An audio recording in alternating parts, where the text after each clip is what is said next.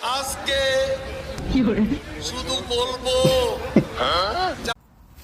এসব কাউয়া মাউয়ারা অনেক আগেই তাদের রাষ্ট্রীয় যত কমিটমেন্ট আছে সবগুলোর সাথে ওনারা ফেল করে এখন জাস্ট শুধু মানুষের গলা চাপায় ধরে বসে আছে। কেউ ফেসবুক লেখলে ধরতেছে, কেউ তার ডিভাইসে কী রাখছে এটা নিয়ে ধরতেছে, কেউ কোনো কিছু নিয়ে প্রতিবাদ করলে ধরতেছে।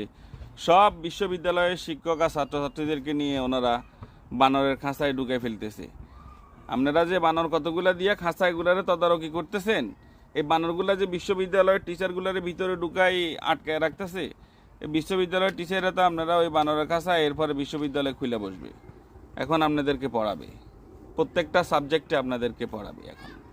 ঠিক আছে, ফাইজলামি, দেশের মানুষের সাথে ফাইজলামি, দেশের মানুষের আবেগ নিয়ে খেলা করা, এটা শাস্তি কি বুঝতে পারতেছেন? রাতের অন্ধকারে ফালাই যেতে হবে, দিনের আলোতে ফালাই যেতে হবে, ডিজিপি আর কেউ দেখতেছেন আপনাদের।